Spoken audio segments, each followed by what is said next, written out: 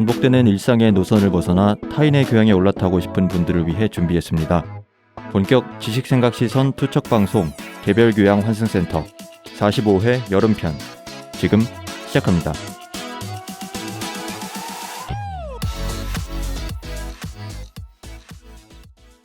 안녕하세요.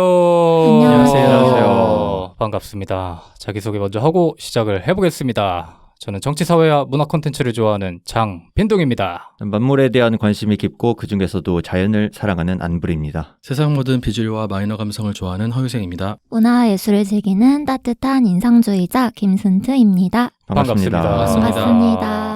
한 주 동안 잘들 지내셨는지를 여쭤보도록 하지요. 한 주간이셨나요, 저희? 저희 한 주. 얼마 만에 만났죠? 엄청 오랜만에 만난 것 같은데. 그치, 그랬나? 녹음은 되게 오랜만에 하는 것 같은데 듣는 분은 일단 한 주니까 한 그렇죠. 주의 근황을 요약해봅시다. 토를 다신 유생님께서 네. 근황을 먼저 저 말씀해 근황이 주시죠. 굉장히 많은데 네. 제 생일이었었고요. 그래서 네. 굉장히 즐거운 맞네요. 네, 시간들을 보냈고 네. 거기서 생일과 맞물려서 제가 뮤지컬 한 편도 보고 왔습니다. 오, 지난번에 브루님께서 언급해 주신 웃는 남자를 오, 저 보셨어요? 다음 주에 보러 가는데. 우와. 아 진짜요? 네. 저 벽을 이거 들으러 맨날 유튜브로만 듣던 그 환상의 그 노래를 네. 드디어 보러 갑니다. 어땠어요? 너무 재밌었습니다. 와우. 네, 굉장히 재밌게 보고 왔고 저 저는 3층인데 괜찮아요? 3층 저도 3층이었어요. 아, 괜찮아요? 네. 완전 면봉처럼 보여요 사람이. 그래서 그렇구만. 네, 근데 그냥 시야가 한꺼번에 보인다는 장점이 있고 노래가 너무 좋아가지고 노래는 잘 들리죠? 네, 그럼 됐죠, 네, 뭐. 딕션이 워낙 네. 좋으신 분들이 많아서 네. 그 박효신 거를 보고 온 거예요? 저는 박강현 씨 거 보고 왔습니다. 저는 박효신. 우와. 예. 굉장히 재밌었어요. 강추천인가요? 강추천입니다. 네, 노래가 좋은데 이제 전체적인 스토리는 그냥 감안하시고 보시는 게 네? 스토리는 네, 별로요? 스토리 라인은 좀 별로. 스토리 라인은 그냥 조금 왜 저러지? 라는 느낌이 좀 들어서 아, 그래요? 네. 저는 재밌어요. 스토리라인도 음. 선이 악에 약간 대응하는 그런 아, 느낌인데 저는 재밌었어요. 선생님 예전에 봤고 저는 그 영화관에서 봤어요. 그 실황 라이브를 네네. 틀어줘가지고 네. 그럼 브루님도 보고 와서 그냥 얘기해주면 되겠다. 네네네. 네네. 저는 다음 주에 보니까. 네. 너무 부럽다. 예. 끝인가요? 그날? 저 그리고 그 네. 인스타에 네. 그 성함이 뭐였죠? 자주 남겨주시는 효준님. 효준님께서 네. 그 양인모 씨가 네. 네, 시벨리우스 콩쿠르에서 우승하셨다고 네. 그 소식을 알려주시면서 네. 저를 축하해 주셨어요. 갑자기. 얼마나 평소에 호들갑을 떨었으면. 네. 네. 그래가지고 너무 저도 기뻐하고 있었는데 네. 같이 기뻐해 주셔서 굉장히 좋았고요. 아, 오늘 또 오는 길에 네. 이윤찬 군이라고 오, 맞아요. 네, 오늘 금메달 따셨거든요. 뭐 피아니스트예요? 피아니스트. 아. 네. 피아노 미국 콩쿨에서 되게 권위 있는 콩쿨에서 맞아요. 우승하셨다고 축하할 만한 일이 또 네네, 생겨가지고 그래서 굉장히- 신나신 것 같아요. 네, 기뻐하면서 왔습니다. 표정이 밝으시네요, 오늘. 그러면 브루님은 네. 어떻게 지내셨어요? 저는 두 번째 축가를 이제 했고 예전에 네. 한번 제가 말씀드린 적 있죠. 네네. 두 번째 축가를 무사히 끝냈고 두 사람 부르셨던 예, 그 두 사람 네. 이제 그 화음을 넣어서 친구랑 다시 한번 같이 화음을 넣어서 했고요. 들어보시고 싶은 분들은 그 친구가 또 그 축가를 많이 하다 보니까 지 유튜브 채널을 열었더라고요. 어머. 그래 대박. 그 축가를 이제 그 모아서 올려놨더라고. 오. 근데 뭐 구독자는 거의 없다시피 한 수준이긴 한데 네. 올려져 있거든요. 한 개. 아, 예. 뭐라고 쳐야 되죠? 이제 쌍플릭스라고 치면은 네. 예, 그 친구 이름이 이제 상자가 들어가서 아. 쌍플릭스라고 또 지었더라고요. 브루님 거기 얼굴 들어가면. 공개 얼굴이 하시는 이제 잘 안 보입니다. 아, 잘 안 아, 보이는데 멀리서 이제 카메라로 찍은 거라 네. 네, 들으실 분들이 혹시 있다면 네. 아. 네, 맨날 축가 거리니까 이게 네. 어떻게 하나 하면 보고 싶. 자신 만만하신가 봐요. 아니 그런 건 아니고 예, 할 얘기가 없어서 키보드 워리어 한번 출격해야겠구만. 이 청취자분들이 브루님의 이메타의 진실을 이제 보시게 되겠네요. 네. 그럼 이번에 한 것도 올라가 있는 거예요? 네, 이번에 한 것도 올라가 있고 저번에 네. 한 것도 올렸더라고요. 네, 그래서 궁금하다. 네, 한번 뭐 듣고 싶으신 분들은 아, 쌍플릭스를 참고해 주시면 감사하겠습니다. 그러니까 예. 한 번도 못 봤거든요, 노래하는 거를. 궁금하네. 끝나자마자 집에 가면서 봐야겠다. 이상한 댓글 남기면 전주하십시오. 네, 댓글이 하나도 남겨져 있진 않거든요. 아, 그래요? 네, 아, 뭐 그러면 조회수도 별로 없으니까 달기가 좀 민망한데. 어쨌든 뭐 티가 나지 않을까 싶긴 한번 한데. 댓글창 구경해야겠다. 열려 있나요? 네, 열려 있어요. 아. 네. 뭐 순트님 어떻게 지냈어요? 저는 이제 열심히 또 글 쓰고 있고요. 네. 글이라고 하니까 작가 같은데 논문 계속 쓰고 있고요. 네. 또 최근에 접수를 끝내가지고 네. 어제 오늘은 거의 와치총 맞은 것처럼 어. 12시간씩 자고 있어요. 아. 12시간, 13시간 막 이렇게 자고 있고 이게 잠이 계속 몰려오더라고요. 그래서 자는 와중에 영화도 한 편 보고 왔긴 했습니다. 네, 뭐 봤죠? 그 버즈 라이트이어라고 네. 그 버즈 주인공으로 나오는 영화인데 네. 아이맥스로 봤거든요. 오. 강추천입니다. 아. 너무 좋았어요. 강추천이 이번에- 너무 많아서 근데 네. 그 약간 신뢰도가 떨어지고 있어요. 조금씩. 토이스토리랑은 뭐 연관성 없는 거죠? 완전히 다르고 어. 처음에 네. 딱 이렇게 나와요. 이 이야기는 그 토이스토리의 앤디가 그 버즈를 되게 좋아하잖아요. 네. 왜 좋아하게 됐냐? 버즈의 무슨 모습을 보고 좋아하게 됐냐에 대한 이야기예요. 그러니까 그 음. 버즈 장난감의 어떤 뭐 세계관 정체성, 같은 네, 뭐 그런 세계관, 거네요. 예. 맞아요. 그 그래서 토이스토리 내의 재밌더라고요. 그 버즈의 이야기는 아니고 그 음. 장난감의 맞아요. 세계관을 이렇게 아. 보여주는 그런 맞아요, 거거든요. 맞아요. 이번에 근데 14개 국가에서 상영 금지됐다고 하더라고요. 그 저도 왜? 그 얘기를 네. 보고 동성 간 키스하는 장면이 나오고 결혼했다는 표현이 나와요. 네. 장난감끼리요? 아니요. 그냥- 그 버즈 세계관에서 버즈 세계관이니까 아. 버즈는 사람이잖아요. 사람이에요. 네. 네. 버즈는 사람이고 이제 버즈의 상사가 이제 동성 간 결혼을 하고 뭐 키스도 하고 아이도 입양해서 데려오고 뭐 이런 장면들이 있는데 그랬더라고요. 14개국에서 금지를 당했더라고요. 디즈니 픽사가 음. 좀 PC주의에 입각하는 음. 스토리를 요즘 많이 쓰더라고요. 스타워즈도 그렇고. 그래서 스타워즈 좀 광팬들은 또 네. 그런 걸 좀 못마땅하게 생각하기도 하더라고요. 어쨌든 네. 뭐 본인은 재밌었다. 전 재밌게 보고 왔습니다. 네. 알겠습니다. 저도 근황이 있죠. 뭔가요? 여러분에게 영향을 미칠 또 하나의 근황이 있습니다. 토요일로 가나요? 불안한데? 토요일로 가요? 아니. 쥐도새도 모르게 저희 유튜브 채널이 만들어졌습니다. 진짜요? 그래. 몰랐네. 여기 그래서- 처음 공개하는 것 같은데. 그래서 이제 차례차례 올릴 건데 뭘 올리죠? 크게 달라질 건 없어요. 그냥 팟빵에 올라가는 거를 그대로 음원하고 막 썸네일만 아. 해가지고 올릴 거라서 어. 네. 그냥 그쪽에서 유입되는 사람이 있기를 기대하면서 올리는 거라서 뭐 근데 혹시 모르죠. 유튜브 채널이 만들어졌으니까 저희가 나중에 뭐 각오가 된다면 네. 뭐 얼굴을 공개하거나 뭐 아니면 라이브를 하거나 이럴 수도 있는데 아직까지는 각오가 되지 않았다. 그래서 일단 그쪽에서 유입되는 걸 기대하면서 네. 유튜브 채널을 만들어 놨기 때문에 네. 들으시는 분들 중에서도 혹시나 팟빵보다 유튜브가 조금 더 편하다라고 생각하시는 분들은 유튜브에서 들어주셔도 될 것 같습니다. 이거는 근데 근황이 아니라 공지잖아요. 그러네요. 이렇게 근황을 건너뛰시는 겁니까? 2주째? 그러게요. 생각해보니까. 자, 오늘부터는 이제 새로운 특집으로 저희가 준비를 했는데 센트님께서 강력하게 주장하신 네. 여름 특집입니다. 네. 네. 뭐 선택의 이유를 한번 들어보시죠. 여름이잖아요. 저희가 네. 그 계절과 관련된 특집을 한 번도 해본 적이 없어가지고 네. 이 계절에 맞는 이 흐름에 좀 맞춰서 해보자라는 생각을 했고 아주 재밌을 것 같습니다. 본인 이제 선정해주시는 주제를 언뜻 들었잖아요. 네. 아주 기대가 됩니다. 네. 그 특집을 정한 사람의 심리는 사실 그 특집을 함으로써 자기가 뭔가 얘기하고 싶은 게 있지 않겠습니까? 그렇지 않습니다. 근데 이제 센트님께서 세 번째 이제 발표를 해주실 건데 네. 지금으로서는 왜 했는지 약간 의문이 들 정도의 주제를 했는데 이거는 이제 3주 뒤에 2주 뒤에 예. 한번 청취자분들이 확인해 보시면 될 것 같고 네. 뭐 말씀하신 대로 이제 여름이니까 이게 업로드가 한 6월 말에서 7월 중순 정도까지 여름 특집이 올라갈 예정인데 여름에 맞는 각자의 주제들을 저희 패널들이 어떻게 준비했을지 한번 기대해 주시면서 오늘은 이제 첫 번째로 부르님께서 여름에 관련된 주제를 먼저 준비해 주셨습니다. 네, 오늘 오랜만에 제가 첫 주자가 돼가지고 네. 하게 됐는데 여름이라는 주제가 굉장히 방대하다 보니까 뭘 할까 고민을 많이 했어요. 늘 그렇지만서도. 네. 네. 근데 4년마다 돌아오는 이번이 좀 특별한 여름이더라고요. 생각을 해보니까. 왜냐하면은 4년마다 여름에 개최되는 세계 최고의 스포츠 이벤트가 있죠. 네. 월드컵이 있기 때문에 네. 올 여름은 원래대로라면 축구의 함성을 이제 외치는 네. 그런 여름이 될 예정이었는데 네. 네, 이번은 좀 이례적으로 네. 겨울에 개최가 되기로 했죠. 근데 네. 아무튼 간에 원래대로라면 여름이 바로 축구의 계절이 아닌가 싶어서 오늘 제가 네. 준비한 거는 축구. 그리고 그 중에서도 제가 생각하는 축구의 아이콘 네. 데이비드 베컴이라는 그 인물에 대해서 네. 좀 더 미시적으로 자세하게 한번 들어가 볼까 합니다. 축구 그 자체를 다루면 너무 네. 방대하고 예. 거시적인 이야기이기 때문에 그 중에서 저의 가장 큰 취향이었던 축구 선수에 대해서 네. 한번 다뤄볼까. 그러면은 데이빗 베컴과 여름과의 관계성은 뭐죠? 일단 축구로 연결이 되어 있으니까. 어. 네. 우리가 뭐 원래 그렇게 큰 연관성을 가지고 뭘 준비를 했나요? 네. 이 두 개는 사실상 연관성은 없다고 네, 그건 봐도 맞죠. 되는 거죠. 그건 맞죠. 그냥 어, 의식의 흐름대로 정하시는 네. 거예요. 그냥 여름하면 축구, 축구하면 내가 좋아하는 데이빗 베컴 네. 이렇게 흘러간 거죠. 그렇죠. 원래 가지가 자기 마음대로 뻗어 나가는 거 아니겠습니까? 아. 네.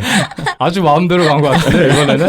저도 사실 이걸 준비하면서 베컴과 여름이 무슨 상관이 있을까 한번 자문자답을 해본 적이 있는데 딱히 답은 안 나오더라고요. 그래서 혹시나 들으시는 분들 중에 그래도 데이빗 베컴과 여름과의 관계성이 있겠지 하면서 끝까지 들으시는 분들도 계실 것 같은데 그건 없다. 이제 베컴이 월드컵을 여러 번 출전을 했습니다. 네, 이제 월드컵은 여름에 개최가 되기 때문에 네. 제가 생각하는 여름에 가장 생각나는 인물은 바로 데이빗 베컴이다. 베컴의 월드컵 1화도 이따가 나오는 건가요? 그럼요. 나오죠. 겨우 맞췄네. 다행이다. 예. 있어요. 항상 여름에 열리던 월드컵이니까. 그럼요. 근데 다행입니다. 하필 또 이번에 또 월드컵이 겨울에 열려가지고 연관성이 좀 떨어지는 것 같긴 한데 뭐 그렇습니다. 이거마저 연관성이 떨어지면 좀 위험할 것 같은데 어쨌든 네. 이번 월드컵은 바로 카타르에서 개최가 되는데 왜 겨울에 개최가 되냐 하면은 카타르의 여름이 더워도 너무 더워가지고 네. 이게 사전 조사를 해보니까 도저히 이 카타르의 여름은 월드컵을 개최할 수 있는 환경이 아니다라고 해서 이게 미뤄진 거예요. 맞아요. 뭐 여러 가지 안이 있었습니다.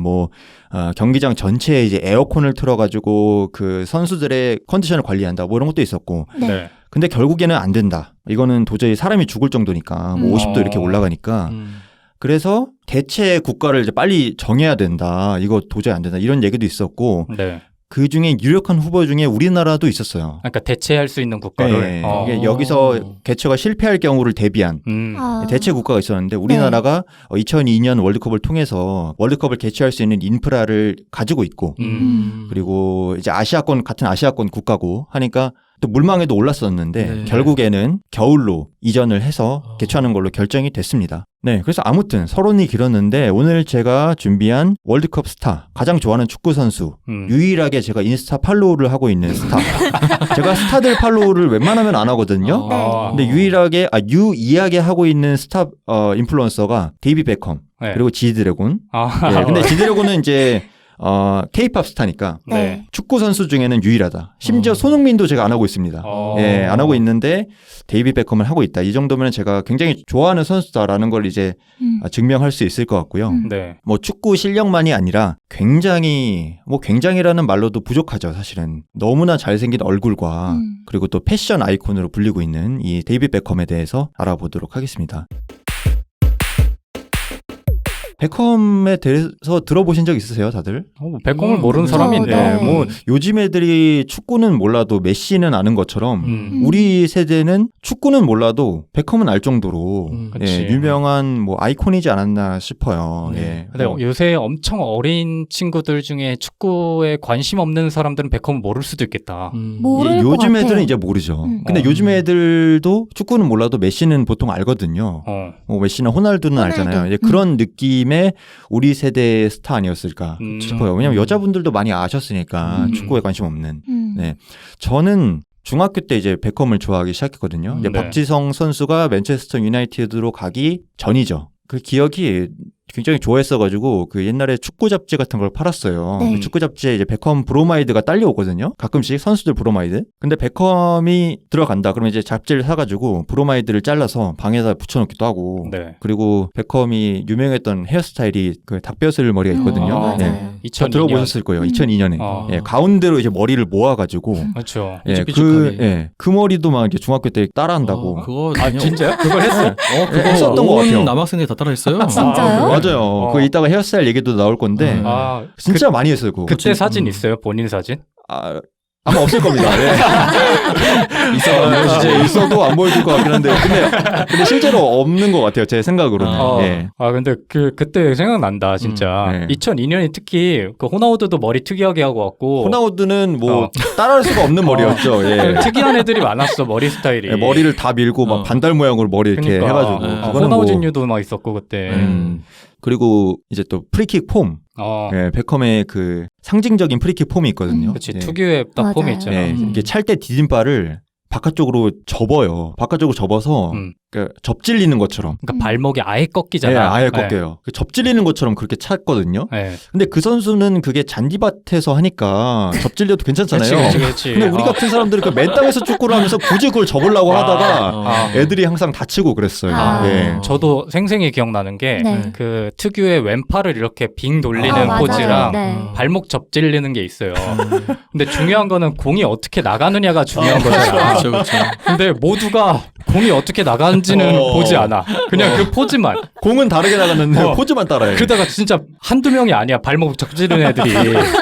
맞아요. 사실 그때 맞아요. 기억이 나네. 그 현대축구사에서 가장 아이코닉한 선수가 농구에 마이클 조던이 있다면 축구에는 데이비드 베컴이 있다고 해도 과언이 아닐 것 같아요. 그렇죠. 예. 네. 근데 단지 조던은 실력적으로도 이제 농구를 완전 평정을 했다. 그 시대를 네. 했는데 베컴은 제 생각에는 그 정도는 아닌 것 같아요. 물론 굉장히 뛰어난 탑 클래스 선수 중에 하나였지만 뭐 모든 축구계를 평정할 수 있는 그런 메시의 위치에 있다거나 그런 정도는 아니었던 것 같고 단지 잘생긴 외모와 그런 패셔너블한 네. 그런 느낌, 트렌드 세터. 네. 스타성이라고 네, 하죠. 예. 네. 근데 저는 물론 메시나 호날두처럼 지금 뭐 세계적으로 1, 2위를 다투는 선수는 아니지만 네. 평가가 좀 절하되어 있다. 그것도 맞죠. 라고 네. 느끼는 선수예요. 왜냐면 너무 잘생겼으니까 맞아. 이거에 묻혔다라고 보시는 분들도 많죠. 너무 잘생기면 그 맞아요. 사람의 본업이 약간 평가절하되는 경향이 있어. 이 비단 축구뿐만 아니라 다른 분야에서도 뭐. 그래서 되게 저는 많은 한창 베컴 좋아할 때 괜히 감정이입해가지고 분명히 베컴은 자기 외모를 싫어할 거야. 이런 생각을 했던 기억이 나요. 너무 잘생겼으니까. 너무 잘생겨서 부각이 외모로 너무 되니까 실력 너무 좋은데 싫지 않을까? 분명히 싫을 거야. 너무 슬프겠다. 약간 이런 생각까지 했던 기억이 나요. 제 생각은 그렇지 않습니다. 잘생겼는데 좋아했겠죠. 예. 우리나라 안정환 선수도 약간 비슷한 경우였는데. 맞아요. 네. 근데 하나 궁금한 게 네. 그런 베컴의 스타성 때문에 좋아진 건가요? 아니면 실력 부분 때문에 좋아진 건가요? 계기가 되게 궁금하네. 근데 부르님은 늘 보면은 둘이 합쳐져 있는 인물을 되게 좋아하는 것 같아요. 그러니까 지드래곤도 그렇고 약간 합쳐져 있는 게 실력도 뭐죠? 있는데 그 시대를 뭔가 끌어가는 그 아이콘적인 그런 진짜 반짝반짝하는 사람들 있잖아요. 그런 사람들을 좋아하시는 것 같아요. 맞아요. 그래요? 아마 그 멋있음에 처음엔 취하지 않았나. 멋에? 네, 멋있음. 그러니까 약간 호나우두나 호나우진유 같은 느낌은 별로 안 좋아하는 거네. 물론 잘하긴 하는데 멋은 없잖아요. 멋있음에 취하지 않았나 처음에는. 그럴 수 있죠. 네. 그래서 뭐 실력뿐만 아니라 상품성의 가치는 더 높게 쳐지는 그런 선수가 아니었나 싶고요. 이 데이비드 베컴이 커리어를 어떻게 시작하게 되었나 하면은 처음에는 런던에서 태어났어요. 네. 맨체스터에서 태어난 건 아니었고 런던에서 태어났는데 축구가 이제 축구 광이었던 거죠. 가족들이. 네. 축구 광이어가지고 전폭적으로 어릴 때부터 축구를 하게끔 지원을 해줬다고 합니다. 예. 아버지는 이제 맨체스터 유나이티드의 광팬이었어요. 따로 직업이 있는데 이제 취미로 지역팀에서 축구를 하시는 분이었어요. 근데 영국 같은 데는 풀뿌리 축구가 잘 되어 있다 보니까 따로 직업을 가지고 있어도 그냥 생활체육처럼 어떤 축구팀에 속해서 경기를 이제 많이 뛰는 그런 문화가 있대요. 네. 지역팀으로. 그래서 그렇게 축구를 하시는 분이었고 외할아버지는 런던 연고에 있는 지금 손흥민 선수가 속해 있는 토트넘의 또 광팬이었대요. 그래가지고 그 두 분의 영향을 받아서 막 각종 축구학교에 등록을 어릴 때부터 많이 했던 거죠. 네. 근데 부모님이 런던에 사셨을 정도면은 굉장히 부자였겠네요. 그래도 나름. 아니었다고 저는 알고 그런 건 있어요. 아니죠. 예, 뭐 지금 뭐 워낙 거대한 부를 쌓았기 때문에 지금과 비교하면 뭐 아무것도 아니던 시절이었고. 그래요. 네. 런던에 근데 평범한 가정이라고 저도 알고 있거든요. 런던에서 살 정도면 그래도 꽤나 왜냐면 런던이 굉장히 집값이 비싸고 금융 중심지여가지고 굉장히 물가도 비싼 걸로 알고 있는데. 그래요? 근데 우리나라도 서울이라고 뭐 다들 잘 사는 건 아니고 서울에도 뭐 지대가 낮은 곳이 있잖아요. 뭐 그런 느낌일 수도 있고. 그리고 약간 서민 가정이었다고 알고 맞아요. 있거든요. 저도 그렇게 알고 있어요. 순두님도 잘 안 해요? 저 좋아했죠. 본인도 베컴 팬이었어요? 네, 좋아했어요. 그래요? 왜 이상한 표정을 지으세요? 아니 둘이 많이 겹치네. 선호하는 취향이나 이런 것들이. 닭배슬 머리 좀 해보셨나? 빅뱅도 둘이 같이 좋아했었잖아. 맞아요. 네. 그러다가 이제 7살에 그 신생 지역 축구팀에 들어가게 됩니다. 리치웨이 로버스라는 팀이었어요. 네. 그냥 동네에 있는 애들 끌어다가 하는 그런 축구 교실 같은 그런 느낌이었던 거죠. 근데 7살에 거길 들어가서 막 축구를 하는데 동네 때 애들에 비해서 잘하는 거예요. 그러니까 잘하니까 각종 프로팀 구단에서 일종의 연습생으로 같이 해보자는 그런 관심을 받게 되기 시작한 거죠. 네. 네. 네, 근데 너무 어린 나이기 때문에 정식 계약은 못하고 그냥 지역에 있는 연고 팀밖에 고를 수가 없는 거예요. 뭐 런던에 살았으니까 뭐 토트넘, 첼시, 아스날 뭐 이런 팀들 있잖아요. 네. 네. 그래서 어떤 팀을 갈까 하다가 그 베컴 스스로는 유나이티드의 팬이었대요. 네. 네, 아버지를 따라서. 근데 지역 연고밖에 선택을 할 수 없으니까 그러면 외할아버지가 좋아하는 팀에라도 가자 해서 이제 토트넘을 처음에 선택을 했다고 합니다. 아, 네. 그래요? 네. 토트넘 유스 출신인 거예요? 아, 유스 출신은 아니고 어. 정식 계약을 맺을 수가 없는 너무 어린 나이였기 때문에 아, 연습을 이때는 거기서? 거의 뭐 연습을 하는 그런 연습생 아. 느낌이었던 거죠. 네. 네. 그래서 이제 뭐 리치웨이 로버스를 그만둘 것도 아니고 거기도 하고 뭐 토트넘에서 가끔 가서 연습도 하고 이런 느낌이었던 거예요. 네. 예. 근데 거기서 또 잘하다 보니까 토트넘에서 연습을 하는 중간에도 맨유에서 계속 지속적으로 관심을 줬던 거죠. 네. 근데 베컴이 자서전에서 이런 얘기를 했어요. 자기가 토트넘에서 꽤나 오랜 시간 연습생의 생활을 했는데 토트넘에 있는 1군 코치들이나 네. 아니면 이런 사람들은 베컴? 걔가 누군데? 약간 이런 식으로 자기를 취급을 했다는 거예요. 아. 근데 어찌 보면 당연한 거죠. 뭐 너무 어린 아이고 알기가 힘든데 근데 그때 당시에 맨체스터 유나이티드는 자기를 데이비드 베컴 너 잘 알고 있다 이렇게 얘기를 해주고 아. 뭔가 자기를 대우해주는 것 같은 느낌이 어릴 때부터 들었대요. 네. 그래가지고 본인이 스스로가 유나이티드의 엄청난 팬이기도 했지만 네. 네. 그런 정성에 감동을 해서 추후에 정식 유소년 계약은 유나이티드와 함께 하게 됩니다. 예, 거기랑 계약을 맺게 되고 거기에서 후에 자신과 가장 친한 친구들이 되는 그리고 동료들이 되는 니키 버트, 게리 네빌, 폴 스콜스 등의 맨체스터 출신 네. 친구들을 처음으로 만나게 됩니다. 퍼기의 아이들 아닙니까? 그렇죠. 아. 이 친구들과 거의 맨유의 전성기를 함께하는 그런 선수로 성장을 하게 되죠. 그렇죠. 네. 바로 여기에서 말하는 이 선수들이 클래스 오브 92라는 이름으로 불리거든요. 네. 왜 클래스 오브 92라고 하냐면 유스 때부터 6, 7년간 쭉 같이 뛰면서 92년도에 FA 유스컵을 우승을 해요. 네. 네, 그 멤버이기 때문에 클래스 오브 92라고 하는 건데요. 네. 아까 설명드린 니키 버트, 게리 네빌, 폴 스콜스 여기에 더해서 베컴과 그 다음에 게리 네빌의 동생인 필립 네빌 그리고 라이언 긱스가 추가된 총 6명을 클래스 오브 92로 묶거든요. 우리나라 그러니까 박지성 때부터 해외 축구를 보신 분들은 사실상 뭐 방금 말씀하신 축구 선수들 중에서 필립 네빌이나 뭐 니키 버트 같은 선수들은 익숙하지 않을 수도 있는데 니키 버트는 모를 수 있죠. 엄밀히 말하면 박지성보다 조금 앞선 세대들이고 맞아요. 이제 박지성 선수랑 겹친 선수가 게리 네빌, 라이언 긱스, 폴 스콜스 이런 선수들이었잖아요. 맞아요. 특히 뭐 라이언 긱스나 스콜스 이런 사람들은 거의 박지성 선수가 갔을 때 이미 거의 노장이었는데 스콜스는 뭐 먼저 은퇴했지만 긱스는 박지성보다 더 오래 있었죠. 박지성이 맨체스터를 떠날 때까지 계속 뛰고 있었죠. 그만큼 기량이 받쳐줘서 그랬던 그렇죠. 건가요? 사실은. 네. 기억이 새록새록 나네요. 맞아요. 예전에 축구를 봤던 기억이. 유생님은 축구를 그렇게 많이 안 좋아. 아예 안 보죠. 그럼 지금 네. 듣는 선수들 되게 낯설겠네요. 하나도 모르겠어요 무슨 말인지. 왜냐면 부쩍 네. 평소와 다르게 조용해져가지고. 네. 약간 유생님이 준비한 경제 이런 거 할 때 우리 모습 같기도 하고 그렇죠? 혼자 딴 세계에 와 있네요.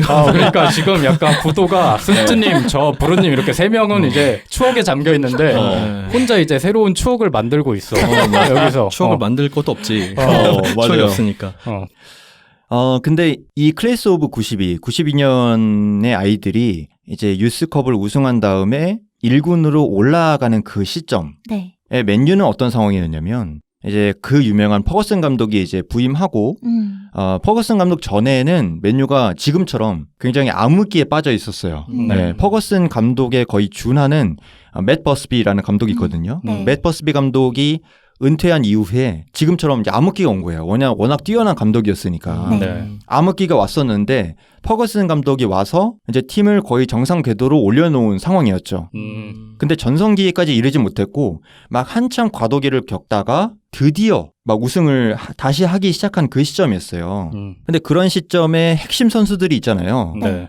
95년, 96년 시즌인데 당시에 핵심 선수가 누구였냐면 그 미드필드의 폴 인스, 그다음에 오른쪽 윙에 안드레이 칸첼스키스, 그다음에 공격수의 마크 휴즈 네. 이런 선수들이 있었어요. 이제 얘네들은 거의 뭐 80년대 후반부터 90년대 초중반까지 이렇게 전성기를 누렸던 선수들인데 네. 얘네들이 이제 핵심으로 자리 잡고 있고 이 선수들과 함께 뭐 몇십 년 만에 우승을 다시 시작한 그런 상황인 거예요. 그러니까 그냥 평범한 생각이라면 굳이 변화를 줄 이유가 없는 상황이었던 거죠.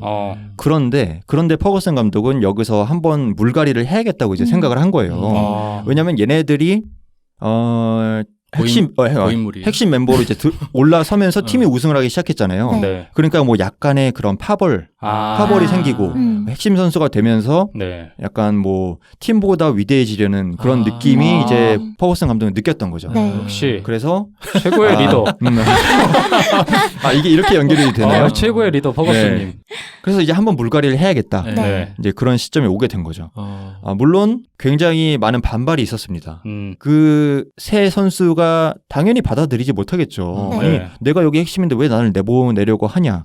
그래서 깽판도 치고 심지어 언론들마저 이 꼬맹이들 뭐 클래스 오브 92 얘네들로는 아무것도 할 수 없다. 네. 이렇게 시즌 초반에 막 연패를 했어요. 네. 어린애들 내보내서 자꾸 지니까 언론에선 당연히 안 좋은 소리가 나올 수밖에 없죠. 네. 그랬는데 그 해에 95, 96 시즌에 더블을 달성하게 됩니다. 맨유가. 2개의 우승컵을. 예, 더블이 네. 뭐냐면 그 유럽 축구 대회 중에 가장 핵심적인 트로피 3개 중에 2개를 획득하는 게 이제 더블이에요. 네. 이제 그 3개가 리그 그리고 FA컵. FA컵은 쉽게 얘기하면 영국에 있는 모든 축구팀이 다 한꺼번에 경합하는 거라고 생각하시면 돼요. 네. 아마추어부터 거의 뭐 9부 리그, 10부 리그부터 프리미어 리그까지 다 한 네. 번에.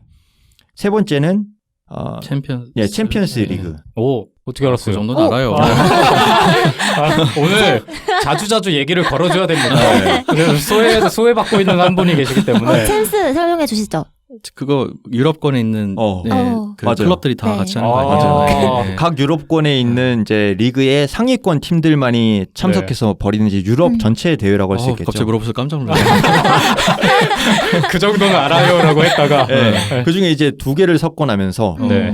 리그와 FA컵이죠. 더블을 달성하면서 그런 언론과 본인들을 의심하는 그런 시선을 이제 한 번에 불식시키죠. 네. 입증했네. 그렇게 이제 95, 96 시즌을 거의 신인급들 선수로 굉장히 성공적으로 치르고 요 몇 년간을 잘 치렀는데 네. 이제 베컴의 커리어의 2번째 중대한 사건이라고 해야 되나요? 이제 찾아오죠. 네. 네, 바로 98년 월드컵이에요. 그때 이제 잉글랜드가 월드컵 16강에 갔습니다. 잉글랜드는 아시겠지만 항상 멤버가 좋아요. 그래서 언제나 우승 후보로 점쳐지는 국가인데 네. 아쉽게도 60년대에 했던 그 자국 잉글랜드 월드컵 이후에 우승컵이 없어요. 그러니까 항상 그 국민들이 우승에 대한 갈망이 있는 거예요. 그래서 멤버는 계속 좋으니까 매번 월드컵 때마다 지금이 우승 적기다. 지금이 우승 적기다. 근데 네. 그러면서 계속 떨어지는 거죠. 축구 종주국 막 이런. 네, 종주국이니까. 그래서 그런 시점에 98년 월드컵을 맞은 거예요. 네. 또 이제 우승을 할 적기다 이런 얘기를 들으면서 나갔는데 월드컵 16강에 하필이면 축구 최대 라이벌인 아르헨티나를 만나게 됩니다. 근데 둘이 왜 라이벌이냐? 잉글랜드는 여기 있고 거의 대척점에 아르헨티나가 있잖아요. 근데 왜 둘이 라이벌이냐? 여기 두 국가가 예전에 포틀랜드 전쟁이라는 그런 전쟁을 겪었던 국가예요. 네. 그래가지고 그 전쟁사가 있기 때문에 그게 좀 축구로 이어져가지고 굉장히 앙숙인 그런 두 국가거든요. 약간 한일전 느낌인가요? 네, 그런 느낌인 거죠.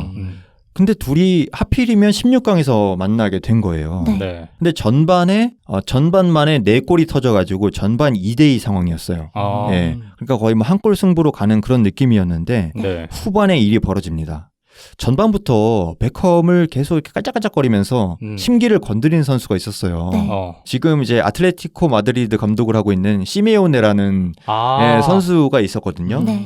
아르헨티나에. 파이터 같은 사람이잖아요. 예, 맞아요. 네. 근데 남미 선수들이 아시겠지만 그런 심리전에 능해요. 네. 네, 상대를 좀 화나게 해가지고 격하게 만들어서 뭐 퇴장을 유도하는. 근데 시메오네가 이제 베컴한테 반칙을 또 거칠게 한 거예요. 근데 네. 베컴이 이렇게 넘어졌는데. 네. 그 활을 주체를 못하고 아. 이게 발을 살짝 이렇게 휘둘러요. 시메오네 쪽으로. 네. 근데 막 심하게 휘두른 건 아니고 이렇게 휘둘르려다가 아차 하면서 발을 이렇게 거두는데 네. 이제 걸려든 거죠. 아. 시메오네가 마치 무슨 죽방을 맞은 것처럼 이제 바닥에 뒹구는 거예요. 헐리우드 액션. 네, 남미 특유의 그 오버 액션. 네. 네. 그래서 심판이 이제 그걸 보고 이제 베컴을 퇴장을 시킵니다. 아. 네. 퇴장을 시켜서 경기장 바깥으로 쫓겨나게 되죠. 어. 네. 근데 생각보다 잉글랜드가 잘 버텼어요. 네. 이 2대2로 계속 가면서 이게 승부차기까지 가게 됩니다. 어. 근데 승부차기에서 결국 아르헨티나에 지게 되죠. 아. 이게 뭐 전후반 그 90분 동안의 경기가 결정된 게 아니고 승부차기까지 갔기 때문에 운이 따르지 않았나 이런 느낌이긴 한데 네. 어쨌든 졌으니까 이게 잉글랜드 국민들은 재물이 필요한 거예요. 그렇죠. 욕바지가 필요한 거야. 이제 네. 그 사람이 베컴이 된 거죠. 당시에 이제 신인급의 어린 선수였는데 너무 많은 비난을 받아서 그게 버티기가 굉장히 어려웠다고 합니다. 네. 근데 또 드라마 같은 거는 그때 절치부심해서 4년 뒤에 다시 아르헨티나를 한일 월드컵에서 만납니다. 아, 맞아, 네. 맞아. 네. 그때는 예선에서 만나죠. 네. 예선에서 만나는데 데이비 베컴이 페널티킥을 얻어서 본인의 결승골로 1대0으로 승리를 하게 되죠. 그리고 아르헨티나는 예선에서 탈락을 하게 됩니다. 기억난다. 네. 그리고 잉글랜드는 올라가고요. 네. 물론 그 경기로 결정이 된 건 아니지만 아르헨티나는 아르헨티나는 뭐 나머지 경기를 잘 못해가지고 탈락을 하게 되죠. 네. 네, 그렇게 또 복수를 하기도 했어요. 네. 근데 월드컵은 그렇게 끝났어요. 그래 끝난 다음에 이제 시즌을 98, 99 시즌을 시작하게 된 거죠. 네. 뭔가 안 좋은 느낌으로 시작했는데 베컴 개인한테는 98, 99 시즌은 엄청난 결과로 마무리를 하게 됩니다. 왜냐하면은 잉글랜드 클럽 최초로 트래블이라는 엄청난 업적을 달성했기 때문이에요. 아까 제가 말씀드린 그 더블 네. 그 두 개의 우승을 하는 거라 그랬죠. 네. 근데 트래블은 그 세 개 대회를 모두 우승하는 그래, 엄청난 업적인 거예요. 이게 얼마나 어렵냐면은 모든 대회를 다 1등으로 마무리하는 거잖아요. 네. 이 세 개의 대회다 보니까 일단 운도 따라야 되고 네. 그 다음에 모든 대회를 뭐 리그는 아니지만 모든 대회를 다 결승까지 가야 되기 때문에 거의 시즌 막바지까지 엄청난 경기 수가 그쵸. 있는 거죠. 다른 팀에 네네. 비해서. 맞아요. 그렇기 때문에 스쿼드도 막 선수들이 엄청 방대해야 되고 그러니까 시즌을 이끌어가는 운영력도 필요해야 되고 감독에. 그래서 아무튼 그 모든 대회를 다 우승한 거예요. 네. 이게 진짜 대단한 게 트래블 이 말이 그게 세계 대회에서 우승이지 경기가 진짜 살인적으로 치러지잖아요. 맞아요. 뭐 이틀에 한 번, 3일에 네. 한 번 경기를 하니까. 네, 그러니까 감독 입장에서는 이 주전급 선수들을 다 내보내버리면은 이 체력적으로 한계가 오기 때문에 적절하게 기용을 하면서 체력 분배를 해야 되고 이 배치를 해야 되는 건데 그게 다 맞아 떨어져가지고 세 개 다 우승했다는 거라서. 그러니까 그게 진짜 어려운 게 똑같은 트래블의 조건이 아니잖아 상대편이. 그쵸. 그러니까 상대편은 한 일주일 쉴 수도 있는데 맞아요. 우리 팀은 다른 리그나 컵 때문에 2, 3일밖에 못 쉬는 거예요. 그래가지고 아예 조건이 다른 상태에서 막 대회를 치르고 이러니까 사실상 트래블이 굉장히 어렵다고는 하는데 그만큼 그 시대에 그 팀이 강했는지를 보여주는 이런 방증이니까 그쵸. 대단하죠. 네. 나 빼고 다 축구 해설자들이야 아주. 아니, 본인이 너무 모르시는 것 같은데 제 생각에는. 너무 모르네. 너무 몰라. 꼭 알아야 됩니까? 아니요. 이제 이 에피소드를 통해서 좀 배우시면 되죠. 네. 네. 네, 뭐 강제로 배우고 있지 않지만 감사합니다. 네. 네.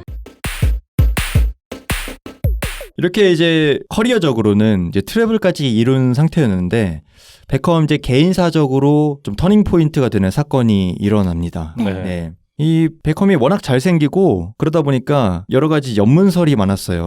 근데 그 중에서도 영국 최고의 스타였던 그 스파이스 걸스의 멤버 빅토리아와 교제를 시작한 이후에 네. 예, 여러 가지 잡음이 생기기 시작합니다. 예. 베컴이 자서전에서 얘기하기를 빅토리아를 처음 봤을 때 너무 예뻐가지고 번호를 너무 알고 싶은 거래요. 근데 막 이렇게 쭈뼛쭈뼛 하다가 못 물어봤대요. 근데 그러다가 경기를 하게 됐는데 그 경기에 스파이스 걸스의 빅토리아가 보러 왔다는 소식을 들은 거예요. 그래가지고 용기를 내서 번호 교환을 하게 되고 네. 그러다가 데이트를 하게 되고 뭐 이렇게 서로에게 빠져들었다 라는 얘기를 또 전하고 있는데 근데 문제가 뭐냐면 너무 잘생긴 사람이고 네. 그리고 팝스타다 보니까 교제한 이후로 베컴이 이제 막 화려하게 꾸미는 거에 관심을 갖게 된 거예요. 네. 네. 바람이 아무래도. 들었구나. 네. 그리고 뭐 잘생겼으니까 그 뭐 파파라치도 너무 많이 붙고 그러니까 세간의 관심이 이제 붙는 커플이다 보니까 아무래도 상대적으로 축구보다는 다른 쪽에 좀 눈이 팔린 거 아니냐 이런 평판이 돌기 시작합니다. 아, 그럼 그때부터 약간 외적으로도 꾸미기 시작한 거인가요? 그렇죠. 약간 스타일이나 이런 것들도? 네. 맞아요. 아. 실제로 그 빅토리아를 만난 후에 네. 되게 많이 변했고 아. 그리고 노출되는 언론에 노출되는 거나 아니면 네. 사교 모임 뭐 이런 빅토리아는 제가 알기로는 날 때부터 약간 부자 집안이라고 알고 있거든요. 그러니까 애초에 부유했던 사람이고 스타까지 된 사람이잖아요. 네. 그 사람과 베컴이 만나면서 베컴이 그때 처음 만날 당시에는 그렇게까지 유명하지 않았던 걸로 알고 있거든요. 둘이 만나면서 더 화제가 되고 이제 빅토리아가 베컴의 약간 그런 외적인 모습을 업그레이드 시키는데 영향을 주고 이렇게 노출도 많이 되면서 완전히 스타가 돼버린 거라고 알고 있어요. 보통 이제 스포츠 선수들 사이에서는 그 근본이라는 말이 조금 많이 돌거든요. 네. 그러니까 선수라면 근본이 있어야 되는데 근본은 잃게 되는 타이밍이 온다. 보통 이러는데 네. 그거를 이제 뭐로 입증이 되냐면 약간 머리 스타일을 변화를 준다던가 그러니까 서양 특유의 그 짧게 치고 막 염색하고 이런 거 있잖아요. 아니면 좀 이게 외설적이긴 하지만 어느 순간 약간 글래머러스한 여자친구를 만나가지고 사진을 올린다던가 뭐 이런 그 근본을 해치는 요소들이 있거든요. 네. 그래서 보통 이 요소를 거치면 선수들의 커리어가 나락으로 가기 시작을 해요. 근데 베컴도 약간 그런 경우라고 그렇죠. 보면 되나요? 베컴의 그 선수 초창기 시절 사진을 보면요. 물론 대단히 잘생겼습니다. 근데 좀 모범생 같이 그냥 이렇게 꾸밀 줄 모르는 잘생긴 자기가 잘생긴지 모르는 그런 모범생 스타일 있죠. 머리 수수하고. 그냥 약간 더벅머리 스타일로 좀 기르고 그것도 물론 잘생겼지만 근데 빅토리아를 만난 이후로 말 그대로 만개를 하게 된 거죠. 그치. 맞아요. 예, 막 머리 스타일도 계속 바꾸고 패션에 이런 걸 신경을 쓰게 된 거예요. 근데 영국에서는 이게 남자가 좀 편견이긴 한데 화려하게 꾸미고 다니면 남자답지 못하다는 그런 인식이 있었어요. 예.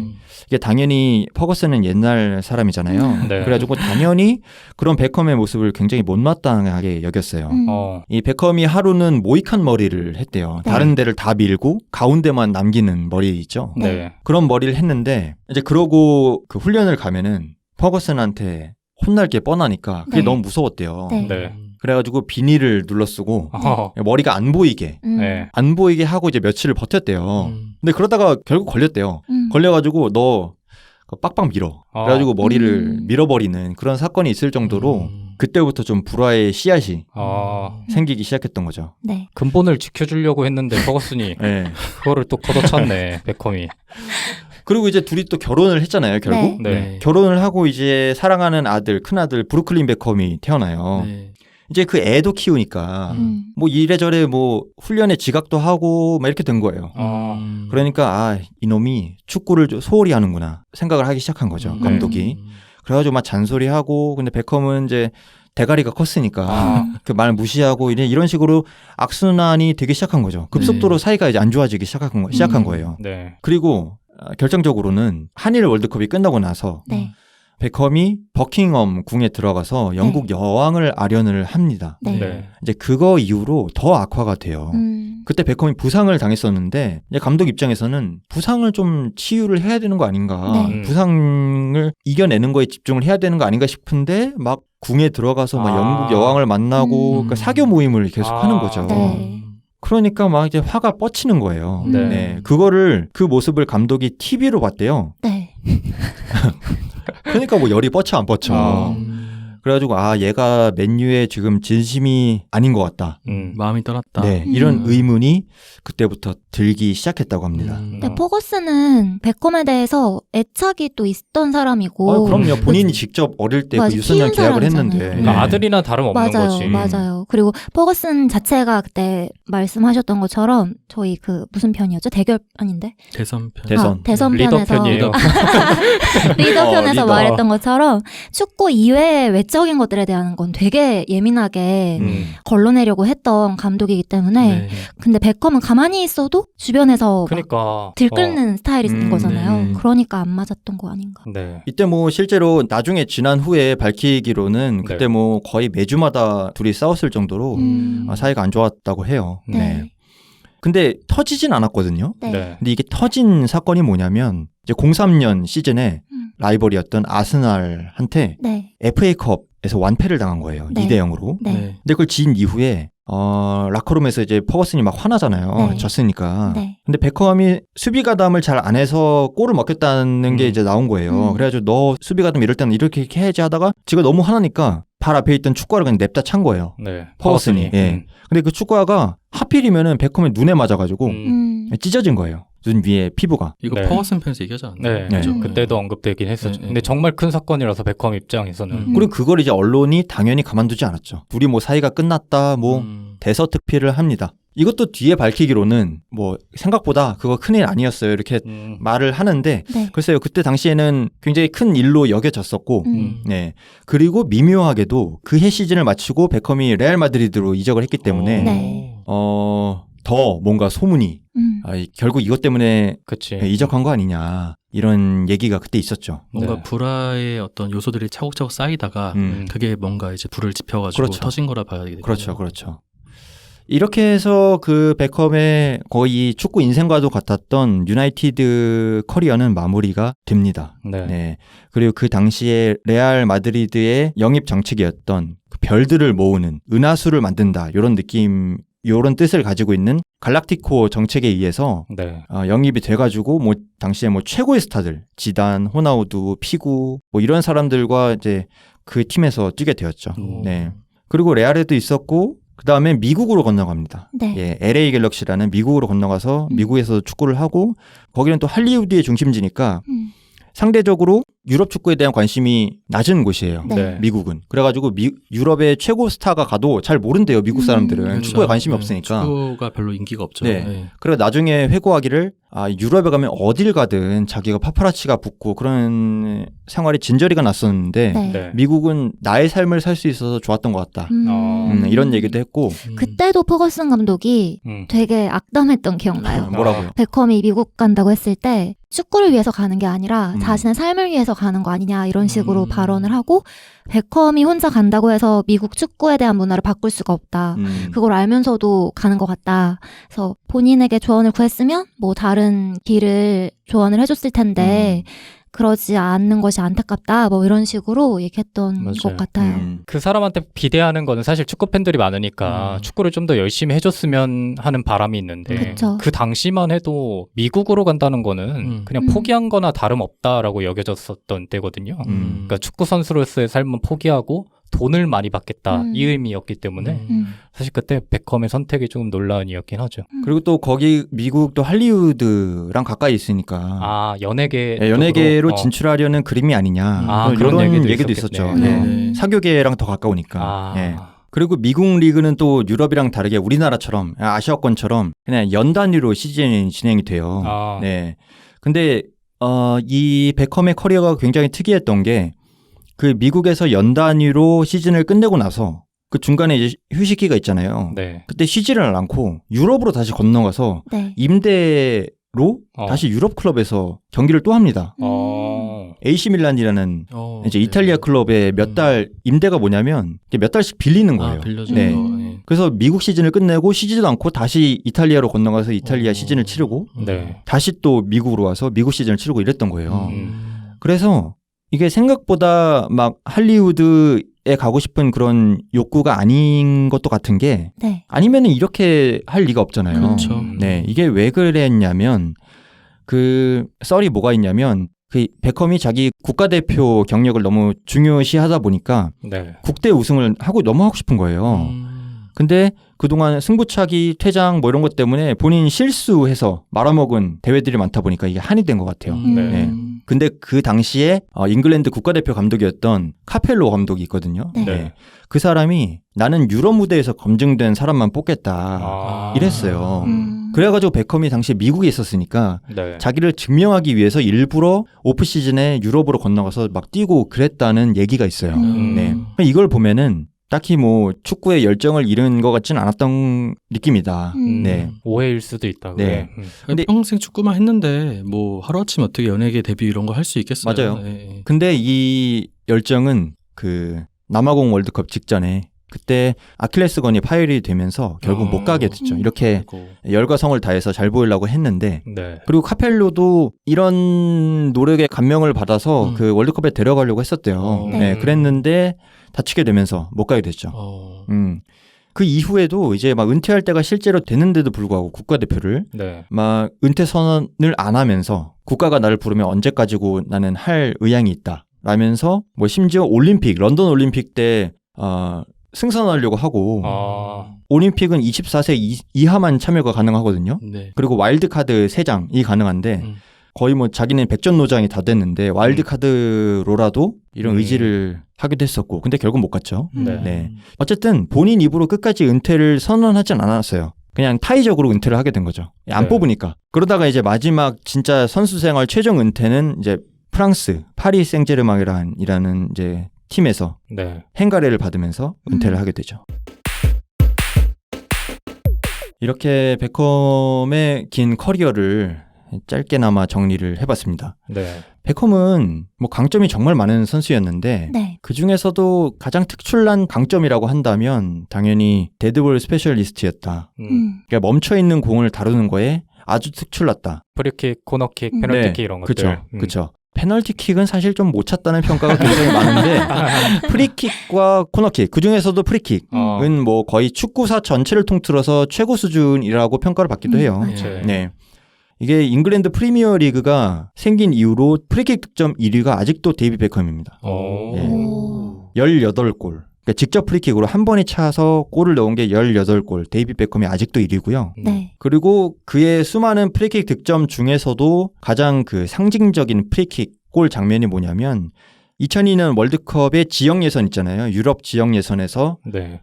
잉글랜드를 본선으로 직행시키는 극적인 그리스전 추가 시간 프리킥이 있어요. 예, 머리를 빡빡 밀고 네. 꽤 멀리서 쳤는데 그게 진짜 활처럼 휘면서 들어가죠.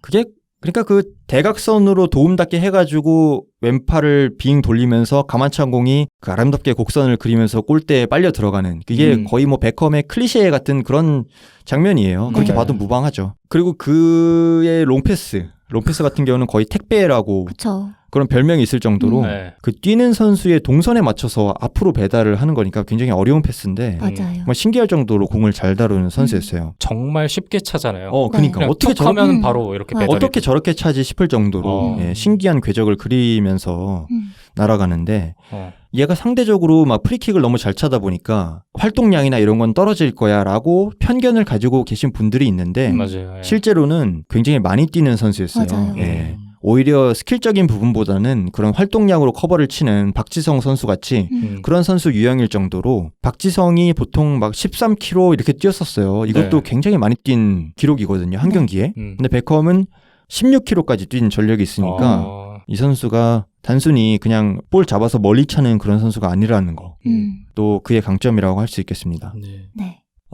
또 베컴 하면은 이 패션을 뺄 수가 없죠. 그리고 헤어스타일. 서두에 말씀드렸던 2002년에 방한과 함께 화제가 되었던 그 닭뼈슬 머리가 있죠. 네, 이게 뭐 일종의 소프트 모이칸 머리라고 보시면 될 것 같아요. 네. 그냥 베컴 머리라고 불렸던 것 같아요. 네, 그 당시에. 베컴 머리.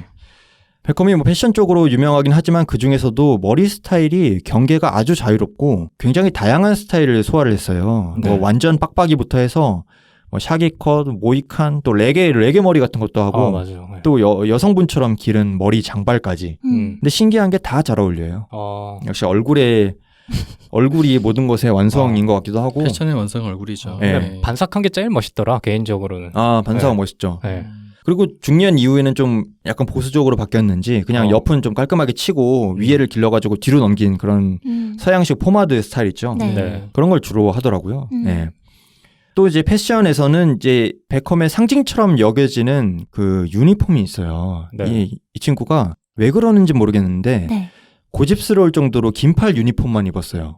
제가 알기로는 이게 본인이 문신을 많이 했잖아요. 문신 많이 했죠. 근데 이게 뭐 떠도는 말인지 공식적으로 발언한 건지 모르겠는데 어린이들이 그 축구 경기를 보러 오잖아요. 근데 문신을 보는 게 그렇게 어린이들한테 좋은 영향을 주는 것 같지 않다 해서 긴팔을 자주 입는 걸로 전 알고 있거든요. 네. 어린이들이 문신을 보면은 그게 자기 몸에도 생길 거라 생각한대요. 그래서 어린아이들이 보는 게 안 좋다고 하더라고요. 근데 그럴 거면 아예 처음부터 안 했어야 되지 않나 싶긴 한데. 그 정도로 얘가 세심했다고라는 생각이 조금 드는데. 문신하고 CF는 많이 찍었거든요. 그냥 단순한 징크스일 수도 있고. 그럴 수도 있고. 멋있어서인 줄 알았어요. 저는 처음에는. 사실은. 90년대, 2000년대에는 유니폼이 지금은 되게 딱 붙은 디자인으로 나오는데 그때는 핏이 되게 넉넉했어요. 펄럭펄럭거리는 느낌?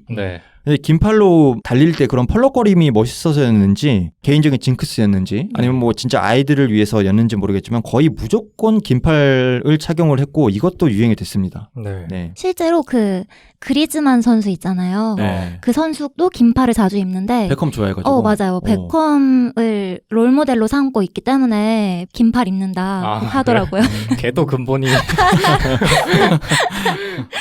근데 이제 현대에 이르러서 긴팔 유니폼 자체가 잘 안 나와요. 이게 기능성이 떨어지니까 네. 잘 안 입히고 꼭 긴팔을 입고 싶으면 딱 달라붙는 그 타이즈 상의를 입고 반팔을 받쳐 입는 식으로 그렇게 많이 입는데 네. 2010년대 이후에는 종종 그렇게 입기도 했습니다. 어쨌든 반팔만 입은 경우는 거의 제가 알기로는 본 적이 없어요. 네. 검색하셔도 아마 안 나올 거예요. 네. 뭐 이렇게 거의 패션의 아이콘이다 보니까 정말로 무수히 많은 그 브랜드의 모델을 했어요. 뭐 스포츠는 말할 것도 없고요. 명품, 자동차, 시계 같은 뭐 남성향 소비재부터 화장품, 향수, 속옷, 뭐 위스키, 휴대폰, 면도기 이렇게 뭐 가리는 게 없어요. 그래서 제가 신기해가지고 그냥 머릿속에 떠오르는 사물을 생각한 다음에 베컴 그다음에 그 사물을 몇 개를 쳐봤거든요. 네. 거의 다 나오더라고요. 아. 네, 그러니까 베컴이 그 정도로 광고를 거의 섭렵을 했다. 그리고 이제 브랜드 사업도 하고 있거든요. 그래서 최근에는 안경, 네. 선글라스 사업 이런 걸 해가지고 DB 아이웨어라는 이름으로 자기 패션 브랜드 사업도 이제 전개를 하고 있습니다. 데이비드 베컴. 네. 그래서 오늘 거의 뭐 1시간 넘는 시간 동안 제가 가장 사랑했던 선수에 대해서 얘기를 나눠봤습니다. 네. 어떠셨나요? 많이 아시는 얘기가 나왔는지 아니면 몰랐던 얘기들이 나왔는지 궁금하네요. 저는 베컴에는 크게 관심이 없어가지고 네. 뭐 개인사나 이런 것들은 몰랐는데 그 생각은 항상 했었던 것 같아요. 베컴이라는 선수뿐만 아니라 되게 좀 스타성이 있는 선수들이 그 실력적인 부분에서 평가절하받는 것이 항상 저는 안타깝다고 생각을 했었는데 네. 베컴도 나름의 그런 고충이 있었지 않았을까 뭐 생각을 해보면서 역시 이런 스타성이 있는 사람을 좋아하는구나, 안 부르는. 뭐 이런, 맞아요. 이런 생각을 한 1시간 동안 한 것 같아요. 유생님, 뭐 어떠셨어요? 뭐 추가할못으로서 네. 굉장히 흥미로운 이야기들이었고 네. 데이비드 베컴 워낙 시대의 아이콘 같은 사람이었으니까 뭐 많이 기사에서도 보고 했었는데 그분의 어떤 그런 깊은 이야기들을 들어서 재밌었습니다. 축구에 관심 조금 생기셨나요? 별로요. 저는 옛날에 너무 좋아했어가지고 네. 저는 아까 그 데드볼도 얘기하셨는데 패스를 되게 좋아해요. 제가 그 축구 영상 같은 거 볼 때 감탄하는 영상들이 몇 개 있었는데 네. 그 베컴의 패스는 진짜 예술이거든요. 그래서 한번 관심이 생기셨으면 찾아보셔도 좋을 것 같고요.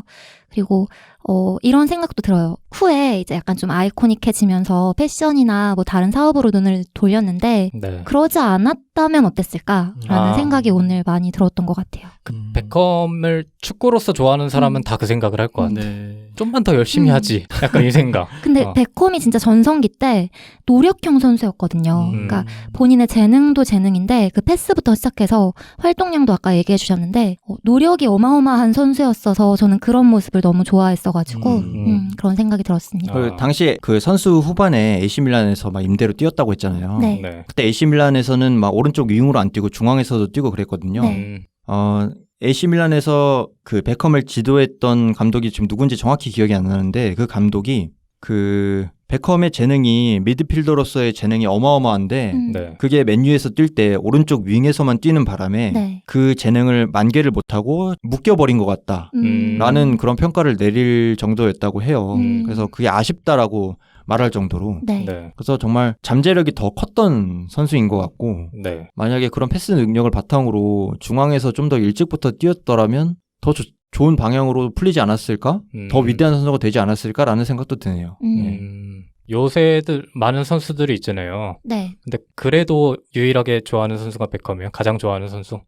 축구 그런 선수로. 것 같아요. 예. 오. 나이 들면서는 뭐 어딘가에 한 선수에 더 몰입해서 이렇게 팬심을 갖기가 어렵잖아요, 사실. 네. 어릴 때니까 그렇게 좋아했던 것 같고 그렇기 때문에 그 기억을 계속 가지고 지금 사는 게 아닌가. 축구사에서 근데 지금까지도 잘생긴 선수들이 굉장히 많잖아요. 네. 근데도 이렇게 언론의 주목을 받고 수많은 연문을 뿌리고 이런 사람은 거의 유일한 게 아닌가 싶기도 해요.